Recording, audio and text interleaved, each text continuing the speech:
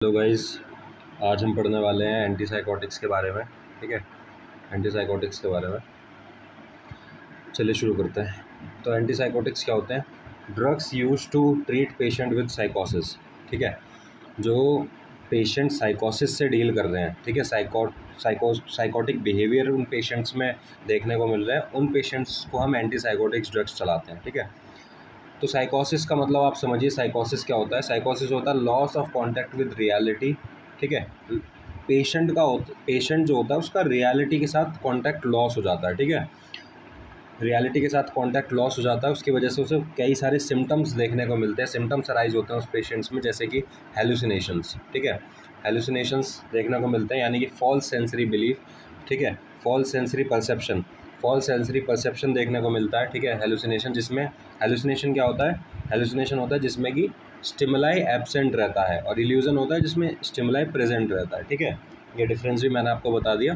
तो पेशेंट को हेलुसिनेशन देखने को मिलेगा, हियरिंग वॉइसेस देखने को मिलेंगे कि उसे आवाज़ आती हुई लगेंगी। ठीक है, उसके कान मतलब बजेंगे, ऐसा बोल सकते हैं। ठीक है, सीइंग थिंग्स मतलब वो चीज़ें देखने लगेगा, उसे ऐसे दिखाई देने लगेंगी, बल्कि वहाँ पे वो कुछ प्रेजेंट है नहीं। ठीक है, ये सब साइकोसिस के सिम्टम्स होते हैं। ठीक है, चलिए, दूसरा है स्किज़ोफ्रेनिया। ठीक है, स्किज़ोफ्रेनिया भी एक मेंटल डिसऑर्डर है जिसमें पेशेंट साइकोटिक बिहेवियर शो करता है। ठीक है, थर्ड, बाइपोलर डिसऑर्डर।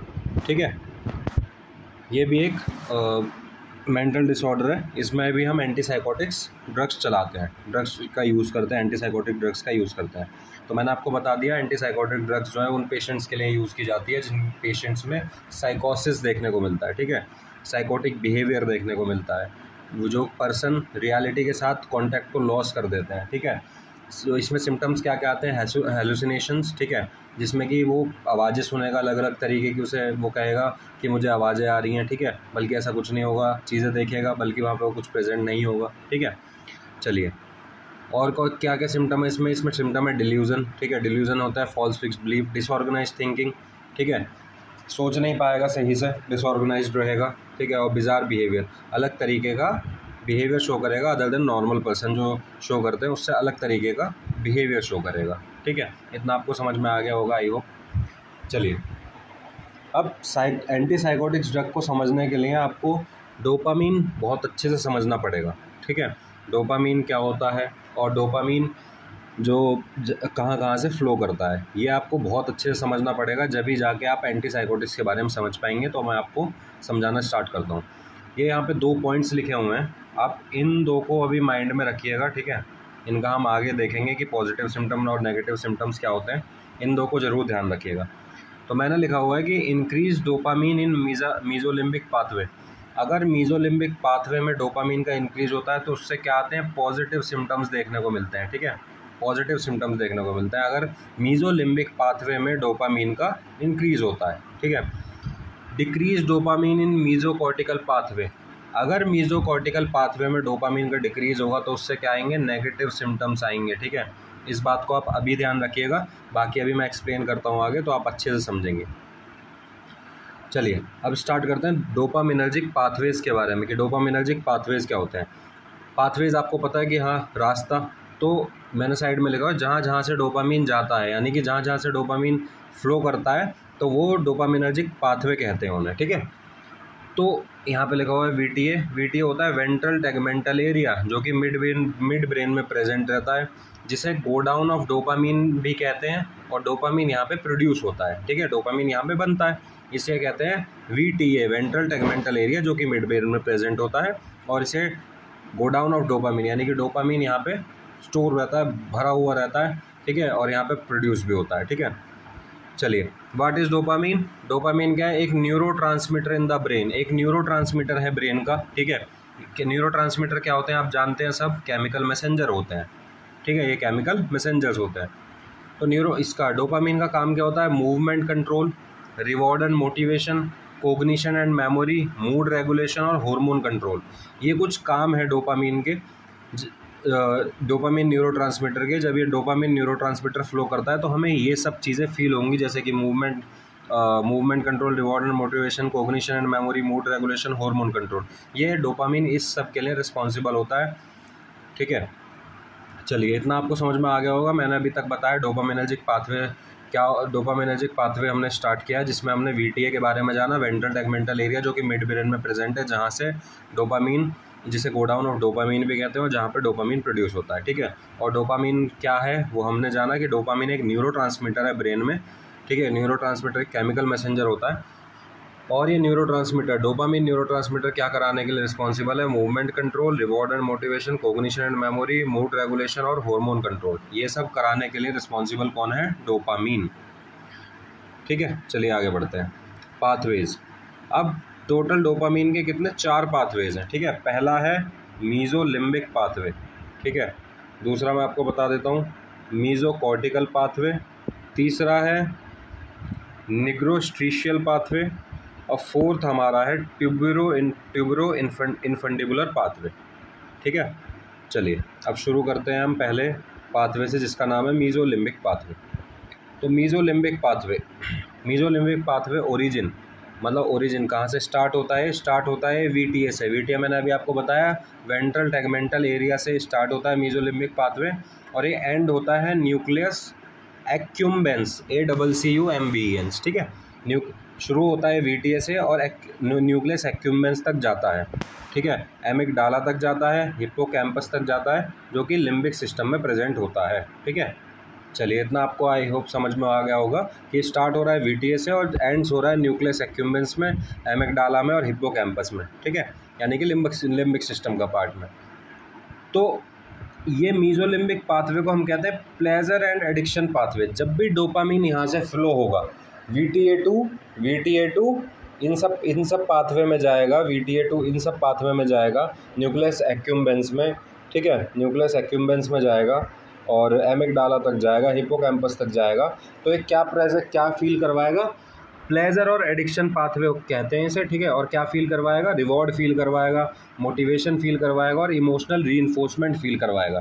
पेशेंट को रिवॉर्ड, मोटिवेटेड फील रहेगा पेशेंट, ठीक है, मोटिवेटेड रहेगा पेशेंट, उसे रिवॉर्ड फील होगा, ठीक है, मोटिवेशन फील होगा, इमोशनल रीइंफोर्समेंट होगा उसके अंदर। तो आप इतना सा समझ लीजिए कि मीजोलिम्बिक पाथवे में जब भी डोपामीन का फ्लो होगा, यानी कि मीजोलिम्बिक पाथवे कौन सा हमारा, जो कि VTA वेंट्रल टैगमेंटल एरिया से न्यूक्लियस एक्यूम्बेंस, एमिगडाला और हिप्पोकैम्पस तक जो जा रहा है पाथवे, उसे मीजोलिम्बिक पाथवे कहते हैं। ये प्लेजर और एडिक्शन का पाथवे होता है। जब भी डोपामीन यहाँ से फ्लो होगा तो ये रिवॉर्ड, मोटिवेशन और इमोशनल रीइंफोर्समेंट पेशेंट को देखने को मिलेगा, ठीक है। इतना समझ में आ गया होगा, मैं इतना एक्सपेक्ट करता हूँ कि आपको समझ में आ गया होगा। चलिए आगे बढ़ते हैं। Over activity of this pathway, अगर इस पाथवे में ओवर एक्टिविटी का मतलब है इस पाथवे में अगर डोपामीन का अमाउंट ज़्यादा हो गया, ठीक है, is link to positive symptoms. क्या देखने को मिलेंगे? पॉजिटिव सिम्टम्स देखने को मिलेंगे। अगर इस पाथवे की ओवर एक्टिविटी हो गई, यहाँ पे डोपामीन ज़्यादा हो गया, तो क्या देखने को मिलेगा? पॉजिटिव सिम्टम ऑफ सीजोफ्रेनिया के पॉजिटिव सिम्टम्स देखने को मिलेंगे आपको, ठीक है। पॉजिटिव सिम्टम्स ऑफ सीजोफ्रेनिया अगर मीजोलिम्बिक पाथवे में अगर ओवर एक्टिविटी हो गई, यानी कि अगर डोपामीन यहाँ पे ज़्यादा इंक्रीज़ हो गया, तो पॉजिटिव सिम्टम देखने को मिलेंगे स्किज़ोफ्रेनिया के पॉजिटिव सिम्टम जैसे कि hallucination, delusion, paranoia.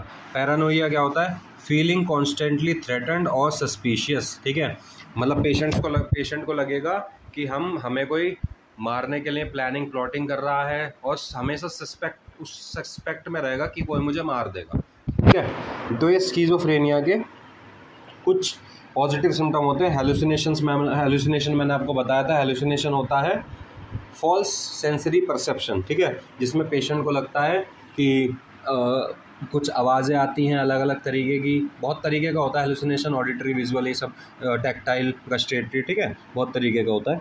Delusion, false fixed belief, वो फिक्स्ड बिलीफ अपने अंदर एक मन में डाल लेगा, ठीक है। और पैरानोइया, ये पॉजिटिव सिम्टम है स्किज़ोफ्रेनिया के। तो आपको ये वाली लाइन यहाँ से क्लियर हो गई होगी। ये जो मैंने लाइन लिखी थी, ये जो मैंने बताया था यहाँ पे कि इंक्रीज डोपामीन इन मीजोलिम्बिक पाथवे, अगर मीजोलिम्बिक पाथवे में डोपामीन का इंक्रीज होगा तो जिससे पॉजिटिव सिम्टम्स अराइज होंगे। तो वो कैसे अराइज हो रहे हैं वो मैंने आपको बता दिया, ठीक है, वो मैंने आपको बता दिया इस पाथवे में कि जब डोपामीन VTA2 न्यूक्लियस एक्यूम्बेंस, एमिगडाला और हिप्पोकैम्पस में जा रहा है तो उससे क्या होता है, तो उससे क्या होता है, रिवॉर्ड, मोटिवेशन और इमोशनल रीइंफोर्समेंट फील करता है पेशेंट। और जब ओवर एक्टिविटी हो जाती है इस पाथवे में, इंक्रीज अमाउंट हो जाता है डोपामीन का, तो पॉजिटिव सिम्टम्स ऑफ सिजोफ्रेनिया देखने को मिलते हैं, जो कि हैं हेलुसिनेशन, डिल्यूजन एंड पैरानोइया। अगली लाइन लिखी है, antipsychotics reduces dopamine here and control symptoms. Antipsychotics में क्या करेंगे, डोपामीन को रिड्यूस करेंगे और सिम्टम्स को कंट्रोल करेंगे। ठीक है, अब दूसरे पाथवे पे आते हैं, मीजोकॉर्टिकल पाथवे। मीजोकॉर्टिकल पाथवे देख लीजिए सही से, मीजोकॉर्टिकल पाथवे। ऊपर मैंने एक लाइन लिखी थी कि decrease dopamine in mesocortical pathway leads to negative symptom. ठीक है, इससे क्या आते हैं, नेगेटिव सिम्टम्स आते हैं। चलिए अब देखते हैं इसके बारे में कि नेगेटिव सिम्टम्स कैसे आ रहे हैं। मीजोकॉर्टिकल पाथवे, इसका ओरिजिन कहाँ से हो रहा है, इसका ओरिजिन भी वीटीए से हो रहा है, और ये कहाँ तक जाता है, प्री फ्रंटल कॉर्टेक्स पार्ट तक जाता है ब्रेन के। ठीक है, प्री फ्रंटल कॉर्टेक्स पार्ट तक जाता है, VTA to prefrontal cortex, इतना आप याद रखना। ये जो पाथवे होता है, एक मिनट, ये जो पाथवे होता है ये लॉजिक और थिंकिंग का पाथवे होता है। ऊपर वाला किसका पाथवे था, प्लेजर एंड एडिक्शन का पाथवे। ठीक है, ये किसका है पाथवे, लॉजिक एंड थिंकिंग का पाथवे। ठीक है, जब भी डोपामीन यहाँ से फ्लो होगा वीटीए टू प्रीफ्रंटल कॉर्टेक्स, तो पेशेंट को लॉजिकल और थिंकिंग उसकी कैपेबिलिटी अच्छी होगी। ठीक है, यही वो पाथवे है डोपामीन का। इसके फंक्शन क्या होते हैं, इस पाथवे में जब डोपामीन फ्लो होता है तो क्या क्या फंक्शंस अपने परफॉर्म करता है, वो है कॉग्निशन देखने को मिलता है हमारा ब्रेन का, planning, judgement, decision making, working memory और इमोशनल रेगुलेशन। ठीक है, कॉग्निशन थिंकिंग, सोच पाएगा, ठीक है, और मेमोराइज कर पाएगा, यही सब होता है कॉग्निशन मतलब। ठीक है, थिंकिंग, मेमोरी, लर्निंग, ये सब होता है। प्लानिंग कर पाएगा, जजमेंट यानी अपना जजमेंट दे पाएगा, एक डिसीजन प्रॉपर बना पाएगा अपना एक। ठीक है, वर्किंग मेमोरी और इमोशनल रेगुलेशन। अगर इस पाथवे में decrease dopamine level in this pathway leads to negative symptom of schizophrenia. अब आप समझ लीजिए इस बात को कि मीजोलिम्बिक पाथवे में अगर वो बढ़ रहा है अमाउंट उसका, इस पाथवे में हमने देखा था कि डोपामीन का अमाउंट बढ़ रहा था, अगर बढ़ रहा है तो मीजोलिम्बिक पाथवे में तो क्या आएंगे, पॉजिटिव सिम्टम्स आएंगे। ठीक है, पॉजिटिव सिम्टम्स आएंगे स्किज़ोफ्रेनिया के। और मीजोकॉर्टिकल पाथवे में अगर डोपामीन का अमाउंट रिड्यूस होगा तो उससे क्या आएंगे, नेगेटिव सिम्टम्स ऑफ सीजोफ्रेनिया आएंगे। ठीक है, इतना चीज़ आप याद रखिए। अब नेगेटिव सिम्टम ऑफ सीजोफ्रेनिया क्या हैं, सोशल विड्रॉल, ब्लंटेड अफेक्ट, ठीक है, यानी इमोशनलेस एक्सप्रेशन। सोशल विड्रॉल आप सब जानते हैं, सोशल आइसोलेशन, आइसोलेटेड हो जाएगा। ठीक है, सोशली बिल्कुल अपने आप को अलग कर लेगा, आइसोलेटेड कर लेगा, सोसाइटी में कोई मतलब नहीं रखेगा किसी से। ठीक है, दूसरा ब्लंटेड अफेक्ट, ब्लंटेड अफेक्ट का मतलब है कि इमोशनलेस एक्सप्रेशन, उसके जो एक्सप्रेशन आएंगे वो फेस पे बिल्कुल ब्लंट का मतलब होता है एक दो एंड होता है ना नाइफ के, एक शार्प होता है एक ब्लंट एंड होता है, तो शार्प वाला तो काटता है, ब्लंट होता है जो नहीं काटता, बिल्कुल। तो वैसा ही ब्लंटेड अफेक्ट आ जाएगा, कोई इमोशनलेस एक्सप्रेशन कुछ नहीं कर पाएगा वो। ठीक है, कोई एक्सप्रेशन अपने फेस पे नहीं देगा। लैक ऑफ मोटिवेशन रहेगा, जिसे एवोल्यूशन कहते हैं, लैक ऑफ मोटिवेशन रहेगा। अगला स्पीच पावर्टी, जिसे एलोजिया कहते हैं। ठीक है, एलोजिया। अगला नो प्लेजर, कोई प्लेजर फील नहीं करेगा। पुअर अटेंशन एंड मेमोरी, क्योंकि इसके फंक्शन क्या थे, जब भी यहाँ से डोपामीन फ्लो कर रहा था तो cognition, planning, judgement, decision making, memory, working memory और इमोशनल रेगुलेशन। तो जब इस पाथवे में डोपामीन का रिडक्शन हो जाएगा तो उससे पुअर अटेंशन एंड मेमोरी हो जाएगी, क्योंकि कॉग्निशन का ही पाथवे है, उसे प्लेजर फील नहीं होगा। स्पीच पावर्टी हो जाएगी। ठीक है, क्योंकि ये प्री फ्रंटल कॉर्टेक्स तक जा रहा है। तो इसमें क्या है, इसमें मैं आपको बताऊंगा। ठीक है, इतना आपको समझ में आ गया होगा आई होप, मीजोकॉर्टिकल पाथवे में कैसे नेगेटिव सिम्टम्स आने सीजोफ्रेनिया के, डिक्रीज हुआ डोपामीन का लेवल। ठीक है, और ये जो पाथवे था ये लॉजिक और थिंकिंग का पाथवे था, इसी वजह से पेशेंट को क्या देखने को मिल रहा है, पुअर अटेंशन और मेमोरी देखने को मिल रही है, सोशल वो विड्रॉल हो जा रहा है उसका, ब्लंटेड अफेक्ट, ठीक है, इमोशनलेस एक्सप्रेशन देखने को मिल रहा है और मोटिवेशन उसकी लॉस हो रही है। चलिए अगला, कि इसमें एटिपिकल एंटीसाइकोटिक्स, ठीक है, जिसे सेकंड जनरेशन एंटीसाइकोटिक्स भी कहते हैं, वो प्रेफर्ड की जाएंगी इसमें। ठीक है, एटिपिकल एंटीसाइकोटिक्स और टिपिकल एंटीसाइकोटिक्स के बारे में अभी देखेंगे हम। तो एटिपिकल एंटीसाइकोटिक्स, जिन्हें हम सेकंड जनरेशन एंटीसाइकोटिक कहते हैं, वो इसमें प्रेफर करी जाएंगी। क्यों, क्योंकि mild D2 receptor blocker plus FST2A यानी कि सेरोटोनिन ब्लॉकर, ठीक है, ये इसका फंक्शन करती है। आप ये याद रखिए कि जो एटिपिकल एंटीसाइकोटिक हैं ये दो जगह वर्क करती हैं, सिर्फ एक जगह नहीं। ये दो जगह वर्क करती हैं। पहला ये D2 रिसेप्टर ब्लॉकर है यानी डोपामीन को ही ब्लॉक करती हैं, और तीसरा 5-HT2A रिसेप्टर ब्लॉकर यानी सेरोटोनिन का ब्लॉकर भी है। ठीक है, खाली डोपामीन रिसेप्टर को ब्लॉक नहीं करती। अगर डोपामीन रिसेप्टर को ब्लॉक करेगी खाली, तो इससे क्या होगा, अगर यहाँ पे डोपामीन कम और ज़्यादा हो गया तो पर्सन को और ज़्यादा नेगेटिव इफेक्ट देखने को मिलेंगे स्किज़ोफ्रेनिया के। इसलिए हमें खाली डोपामीन को ही यहाँ पे ज़्यादा ब्लॉक नहीं करवाना। ठीक है, तो इसलिए हम एटिपिकल एंटीसाइकोटिक्स का यूज़ करेंगे, क्योंकि वो दो चीज़ों को ब्लॉक करती है। D2 रिसेप्टर ब्लॉकर भी होती है, डोपामीन को भी और सेरोटोनिन को भी ब्लॉक करती है। इसीलिए तो उसका इफेक्ट जो डोपामीन रिसेप्टर पे थोड़ा कम होगा। तो FHT2A receptor block result in increase release of dopamine in the prefrontal cortex. ये लाइन लिखी हुई है कि जब भी सेरोटोनिन रिसेप्टर ब्लॉक होंगे तो उससे क्या होगा, अमाउंट बढ़ेगा किसका, डोपामीन का। In prefrontal cortex part of brain में अमाउंट बढ़ेगा। ठीक है, सेरोटोनिन रिसेप्टर को ब्लॉक करा और इंक्रीज हो गया क्या, डोपामीन लेवल। ठीक है, अगला हेल्प और improve worsening of negative symptom. Atypical antipsychotics क्या करा रहे हैं, वो वर्सनिंग यानी और नेगेटिव सिम्टम वर्स हो जाए उसको कम करा रहे हैं। ठीक है, नेगेटिव सिम्टम्स को होने से कम करा रहे हैं, क्योंकि एटिपिकल एंटीसाइकोटिक्स दोनों चीज़ों को कम कर रहे हैं, डोपामीन को भी और सेरोटोनिन को भी। और सेरोटोनिन जब ब्लॉक होगा तो रिलीज इंक्रीज हो जाएगा डोपामीन का रिलीज होना। ठीक है, डोपामीन का अमाउंट बढ़ जाएगा प्रीफ्रंटल कॉर्टेक्स में, जिसकी वजह से पेशेंट को नेगेटिव सिम्टम जो होंगे उसमें रिलीफ देखने को मिलेगा। चलिए आगे बढ़ते हैं। Typical antipsychotics. ठीक है, अब देखिए आप, टिपिकल एंटीसाइकोटिक्स में worsen the negative symptom. Typical antipsychotics क्या करा सकते हैं, नेगेटिव सिम्टम्स को और ज़्यादा वर्स करा सकते हैं, बिगाड़ सकते हैं। As it is a strong D2 blocker, क्योंकि ये स्ट्रॉन्ग D2 ब्लॉकर है। डोपामीन को ये बहुत ज़्यादा ब्लॉक करते हैं, स्ट्रॉन्गली ब्लॉक करते हैं डोपामीन को ही। So it reduces more dopamine level. मैंने आपको अभी बताया कि अगर डोपामीन लेवल रिड्यूस हो जाएगा तो पेशेंट को और उसके नेगेटिव सिम्टम्स क्या हो जाएंगे, वर्स हो जाएंगे। ठीक है, इसलिए आपको ध्यान रखना पड़ेगा जो मेसोकॉर्टिकल पाथवे जो VTA से प्रीफ्रंटल कॉर्टेक्स की तरफ बह रहा है। ठीक है, अगर उसमें इस पाथवे में कोई इशू आएगा, डोपामीन का लेवल अगर डिक्रीज हो जाएगा तो इससे क्या होगा, नेगेटिव सिम्टम और स्किज़ोफ्रेनिया देखने को मिलेगा। इसमें हमें एटिपिकल एंटीसाइकोटिक्स चलाने पड़ेंगे, क्योंकि वो माइल्ड D2 ब्लॉकर है, वो डोपामीन रिसेप्टर को बहुत कम ब्लॉक करता है। ठीक है, माइल्ड D2 रिसेप्टर ब्लॉकर है, क्योंकि हमें यहाँ पे डोपामीन कम नहीं करवाना, डोपामीन का अमाउंट बढ़वाना है। ठीक है, इसीलिए चलिए आगे बढ़ते हैं। तो टिपिकल एंटीसाइकोटिक्स सिर्फ स्ट्रॉन्ग D2 ब्लॉकर है, स्ट्रॉन्ग डोपामीन ब्लॉकर है, इसलिए हम यहाँ पे एटिपिकल एंटीसाइकोटिक्स देंगे। चलिए अगले पाथवे पे आते हैं, निग्रोस्ट्रीशियल पाथवे। निग्रोस्ट्रीशियल पाथवे, इसका ओरिजिन कहाँ से होता है, substantia nigra parts compacta in mid brain. Substantia nigra एक पार्ट होता है, ठीक है, मिड ब्रेन में, वहाँ से इसका ओरिजिन होता है। और इस पाथवे का एंड कहाँ पे होता है, स्ट्रेटम में। ठीक है, कॉर्डेट प्लस प्यूटामेन, स्ट्रेटम के दो पार्ट होते हैं, कॉर्डेट प्लस प्यूटामेन, तो वहाँ पे इसका एंड होता है जो कि बेसल गैंग्लिया के पार्ट होते हैं। ठीक है, इतना आपको समझ में आ गया होगा कहाँ से ओरिजिन हो रहा है और कहाँ एंड हो रहा है जाके। फंक्शन क्या होते हैं इसके, control voluntary movement and coordination. Voluntary movement यानी खुद से हम अपनी खुद की मूवमेंट कर सकें, अपना हाथ चला सकें, अपना खुद कंट्रोल जो मूवमेंट होती है उनको ये कंट्रोल करता है, और कोऑर्डिनेशन कराने का काम करता है। ठीक है, very important for initiation and smooth control of motor activity.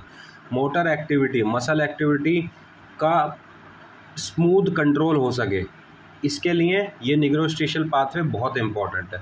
ठीक है, और उसको चालू करा सके, वेरी इंपॉर्टेंट फॉर इनिशिएशन, यानी उसको चालू करा सके और स्मूथ कंट्रोल हो सके मोटर एक्टिविटी का। ठीक है, मस्कुलर एक्टिविटी का इनिशिएशन चालू हो सके और हम अपनी मोटर एक्टिविटी को स्मूथली कंट्रोल कर पाएँ, उसके लिए रिस्पॉन्सिबल है पाथवे।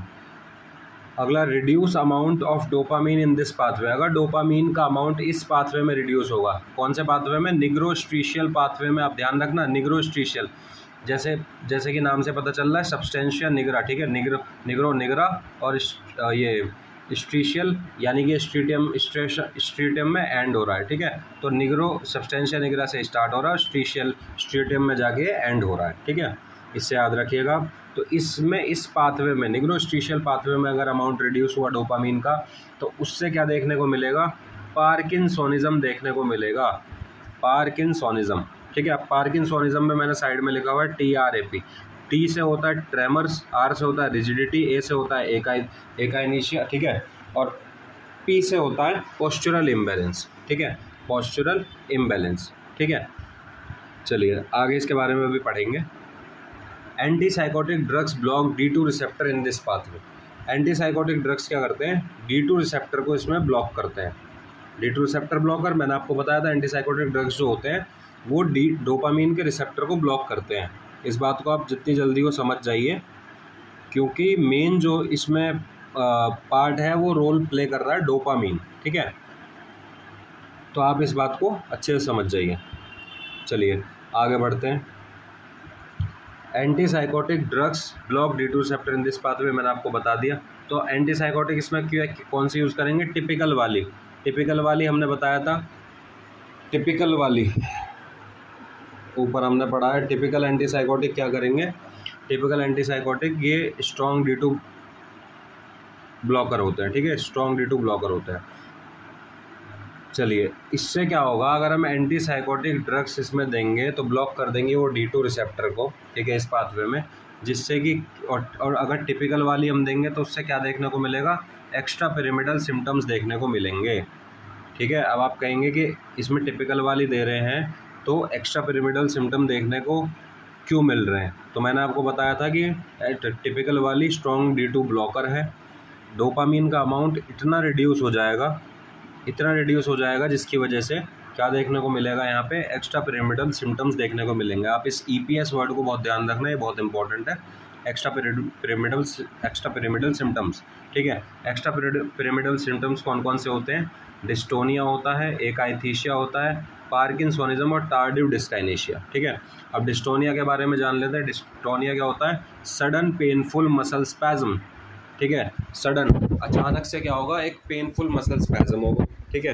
एकाइथीशिया क्या होता है, restlessness and urge to move, ठीक है, मतलब वो बॉडी को एक जगह बैठा नहीं पाएगा, रेस्ट पे नहीं ला पाएगा, उसको रेस्टलेसनेस फील होगी और मतलब अर्ज टू मूव, ठीक है। अगला है पार्किंसोनिज्म, जिसमें मैंने आपको बताया ट्रैप। अब ट्रैप्स है, मैं साइड में लिख दे रहा हूँ, टी का क्या मतलब है, आर का क्या मतलब है। टी है ट्रेमर्स, ठीक है, टी है ट्रेमर्स, ठीक है, आर है रिजिडिटी,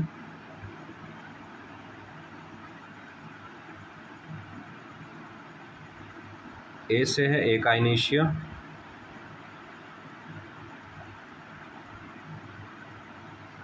और पी से है postural instability, postural instability. Writing थोड़ी ख़राब हो रही है, ठीक है, कोई इशू नहीं है, इसको मैंने आपको बोल के समझा दिया। तो टी से ट्रेमर्स देखने को मिलते हैं इसमें, रेस्टिंग ट्रेमर्स। आर से रिजिडिटी, कोगविल रिजिडिटी देखने को मिलती है। ए से एकाइनेशिया यानी slowness and absence of movement जो होगी इसमें स्लो हो जाएगी और एब्सेंस होएगी, ठीक है। और पी से पोस्चरल इंस्टेबिलिटी, ठीक है, जिसमें शफलिंग गेट देखने को मिलेगा, प्रोपल्सिव मूवमेंट देखने को मिलेगी। ये जब पार्किंसन के बारे में पढ़ेंगे, जब मैं आपको सब बताऊंगा, ठीक है। ये अभी आप इतना समझ लीजिए कि निग्रोस्ट्रीशियल पाथवे का ओरिजिन हो रहा सब्सटेंशिया निग्रा से, जो कि मिड ब्रेन का एक पार्ट है, और सब्सटेंशिया निग्रा, ठीक है, और स्ट्रेटम तक ये जा रहा है, जो कि बेसल गैंग्लिया तक, ठीक है।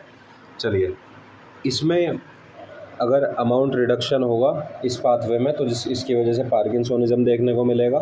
और इसमें जो टिपिकल एंटीसाइकोटिक ड्रग्स है, ये जो टिपिकल एंटीसाइकोटिक ड्रग्स होती हैं वो जो स्ट्रॉन्ग D2 ब्लॉकर्स होती हैं, D2 रिसेप्टर को ब्लॉक करती हैं स्ट्रॉन्गली, जिसकी वजह से और डोपामीन का अगर अमाउंट रिड्यूस हो जाएगा तो इसमें एक्स्ट्रा पिरामिडल सिम्टम्स देखने को मिलेंगे, EPS देखने को मिलेगा। EPS एक्स्ट्रा पिरामिडल सिम्टम्स में कौन कौन से आते हैं, डिस्टोनिया, एकाइथीशिया, पार्किंसोनिज्म और टार्डिव डिस्काइनेशिया, ठीक है। Tardive dyskinesia, TARDIV dyskinesia. Tardive dyskinesia का मतलब होता है इनवॉलंटरी फेशियल टंग मूवमेंट्स, ठीक है। इनवॉलंटरी फेशियल या फिर टंग मूवमेंट्स करेगा पर्सन, पेशेंट इनवॉलंटरी फेशियल या फिर टंग मूवमेंट्स करेगा, ठीक है। आप इसकी वीडियो देख लीजिए, आपको और अच्छे से ज़्यादा समझ में आ जाएगा। चलिए अगले पे आते हैं, ट्यूबरो इन्फंडिबुलर पाथवे। ट्यूबरो इन्फंडिबुलर पाथवे का ओरिजिन कहाँ से हो रहा है, ये रहा, एरक्वेट न्यूक्लियस, ठीक है, एरक्वेट न्यूक्लियस जो कि हाइपोथैलेमस में प्रेजेंट है। और ये कहाँ तक जाता है, anterior pituitary gland via infundibulum, infundibulum से होते हुए हाइपोथैलेमस, आपको पता है ना क्या होता है, मास्टर ऑफ मास्टर ग्लैंड, और ये जुड़ा किससे होता है, इन्फंडिबुलम से नीचे जुड़ा होता है, एंटीरियर पिट्यूटरी ग्लैंड तक ये जा रहा होता है। ठीक है, इतना आपको समझ में आ गया होगा कहाँ से ओरिजिन है और कहाँ तक जा रहा है। फंक्शन इसका होता है कि regulate hormone secretion, hormone secretion को रेगुलेट करेगा। ऑब्वियसली ज़्यादातर जो हमारे हाइपोथैलेमस से ही हमारे हार्मोन्स रिलीज़ होते हैं। ठीक है, अगला ये हार्मोन सिक्रीशन को रेगुलेट करेगा। और normally dopamine acts as a PIH, ठीक है, प्रोलैक्टिन इनहिबिटिंग हार्मोन। अब आप यहाँ पे एक चीज़ समझना कि डोपामिन जो है वो नॉर्मल केसेस में कैसे एक्ट करता है, प्रोलैक्टिन इनहिबिटिंग हार्मोन की तरह एक्ट करता है। ठीक है, प्रोलैक्टिन को इनहिबिट कराने का काम करता है। ठीक है, तो inhibit prolactin release from anterior pituitary, anterior pituitary से प्रोलैक्टिन रिलीज ना हो उसको रोकने का काम करता है। ठीक है, नॉर्मल केसेस में। अब अगर डिक्रीज हो जाएगा डोपामिन इस पाथवे में तो इसकी वजह से क्या होगा,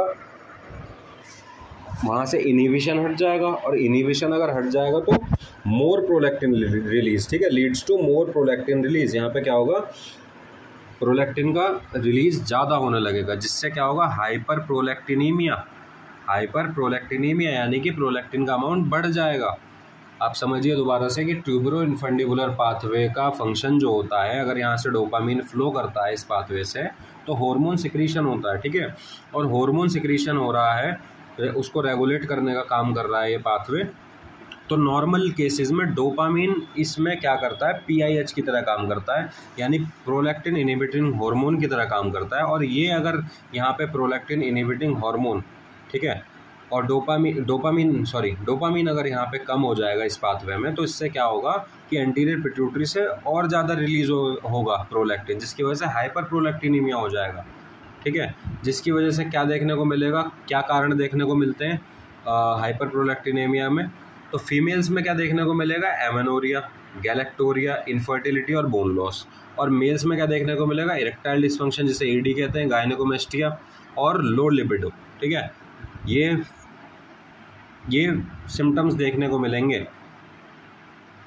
यहाँ पे कॉजेज लिखा गया है, ठीक है, ये सिम्टम्स आएगा यहाँ पे, सिम्टम्स। ठीक है, तो ये सिम्टम्स देखने को मिलेंगे अगर हाइपर प्रोलैक्टिनीमिया हो गया, ठीक है, फीमेल्स और मेल्स में। तो इसमें एटिपिकल एंटीसाइकोटिक्स जब हम देंगे तो कॉज लेस प्रोलैक्टिन एलिवेशन। ठीक है, क्योंकि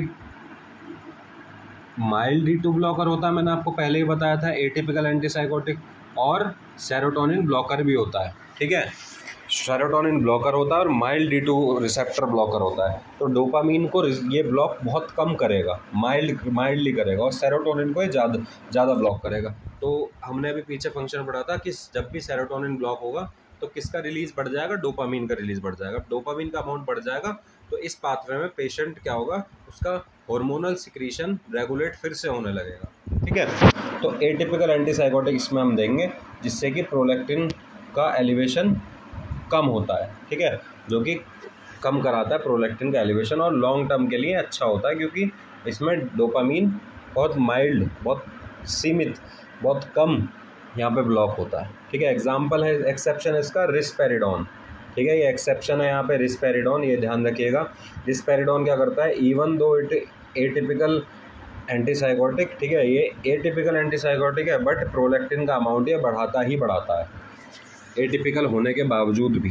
ठीक है, चलिए, तो मैंने आपको दो बताए थे, टिपिकल एंटीसाइकोटिक और एटिपिकल एंटीसाइकोटिक। तो टिपिकल मैंने आपको पहले ही क्लियर कर दिया, टिपिकल को फर्स्ट जनरेशन एंटीसाइकोटिक्स भी कहते हैं और एटिपिकल को सेकंड जनरेशन एंटीसाइकोटिक्स कहते हैं। ठीक है, तो टिपिकल वाला जो है वो मैंने आपको बताया था स्ट्रॉन्ग D2 ब्लॉकर है। ठीक है, यानी स्ट्रॉन्ग डोपामिन ब्लॉकर है, और ये क्या कराता है, EPS कॉज कराता है ये, क्योंकि डोपामिन अगर ब्लॉक करा देगा तो क्या देखने को मिलेगा, EPS देखने को मिलेगा। और EPS हमें किस पाथवे में देखने को मिल रहा था, बताइए, निग्रोस्ट्रीशियल पाथवे में। ठीक है, निग्रोस्ट्रीशियल पाथवे में देखने को मिल रहा था जब डोपामिन का अमाउंट कम हो गया था। चलिए, तो स्ट्रॉन्ग D2 रिसेप्टर ब्लॉकर इतना समझ में आ गया, और EPS कराएगा क्योंकि ये डोपामिन का अमाउंट कम कराएगा strongly. Work mainly on mesolimbic pathway, क्योंकि मीजोलिम्बिक पाथवे में जब इंक्रीज हो जाता है अमाउंट तो क्या देखने को मिलता है, पॉजिटिव सिम्टम्स ऑफ सीजोफ्रेनिया। इस वजह से मेनली ये वर्क किस में करेगा, मीजोलिम्बिक पाथवे में ज़्यादा अच्छे से करेगा, क्योंकि पॉजिटिव सिम्टम्स को ये कम करेगा। ठीक है, पॉजिटिव सिम्टम्स को क्या कर देगा, कम करेगा। इसीलिए मीजोलिम्बिक पाथवे में ज़्यादा काम वर्क करता है। ठीक है, but also block dopamine and other pathways. इसलिए हम टिपिकल वाली को नहीं देते हैं, क्योंकि जनरली नहीं देते हैं, क्योंकि ये ब्लॉक कराता है डोपामीन, दूसरे पाथवेज के भी डोपामीन को ब्लॉक कराता है, जिससे कि एक्स्ट्रा पिरामिडल सिम्टम्स आते हैं, जिसे EPS कहते हैं। प्रोलैक्टिन का रिलीज होता है, वो हमने देख लिया कैसे हो रहा है प्रोलैक्टिन का रिलीज। कौन सा पाथवे था, अभी हमने पढ़ा ट्यूबरो इन्फेंडिबुलर पाथवे। ठीक है, प्रोलैक्टिन का रिलीज बढ़ा देता है, और पार्किंसोनिज्म देखने को मिलता है। पार्किंसोनिज्म मतलब होता है कि पार्किंसंस डिजीज़ के सिम्टम्स, पार्किंसंस डिजीज़ के सिम्टम मैंने आपको बता दिया, TRAP, ट्रैप। ठीक है, ट्रेमर्स, रिजिडिटी, एकाइनेशिया और पोस्चरल इंस्टेबिलिटी। इसके एग्जांपल है हेलोपेरिडोल, क्लोरप्रोमाजीन और पिमोजाइड। ठीक है, इतना ध्यान रखिएगा। और एटिपिकल एंटीसाइकोटिक, जिसे सेकंड जनरेशन एंटीसाइकोटिक्स भी कहते हैं, ये माइल्ड D2 रिसेप्टर ब्लॉकर है, यानी डोपामीन को माइल्डली ब्लॉक करेगा। D2 रिसेप्टर यानी डोपामीन के रिसेप्टर को माइल्डली ब्लॉक करेगा। ठीक है, और सेरोटोनिन ब्लॉकर है ये। सेरोटोनिन डोपामीन रिसेप्टर ब्लॉकर होने के साथ साथ ये सेरोटोनिन रिसेप्टर को भी ब्लॉक करता है। ठीक है, और लो EPS रिस्क, इसमें एक्स्ट्रा पिरामिडल सिम्टम्स का रिस्क लेस होगा। क्यों? क्योंकि ये एटिपिकल है, डोपामीन के साथ साथ ये सेरोटोनिन को भी कम कराता है, और सेरोटोनिन अगर कम होता है तो डोपामीन का अमाउंट बढ़ता है। ठीक है, अगला treat both positive and negative symptom. आपने देखा ना, पॉजिटिव में भी इसे दे रहे हैं और नेगेटिव सिम्टम्स में भी इसे देते हैं। ठीक है, आई होप आपको ये वीडियो समझ में आई होगी और एंटीसाइकोटिक्स के बारे में चीज़ें क्लियर हो गई होंगी कि कैसे वर्क कर रहे हैं और कहाँ पे कौन सा पाथवे है, डोपामीन कैसे इसमें रिस्पॉन्सिबल है। ठीक है, तो अगर आपको समझ में आया हो तो इस चैनल को सब्सक्राइब कीजिए और मेरे को फीडबैक ज़रूर दिया कीजिए कि मैंने कैसा पढ़ाया और इसमें क्या और सुधार करने की ज़रूरत है। Thank you.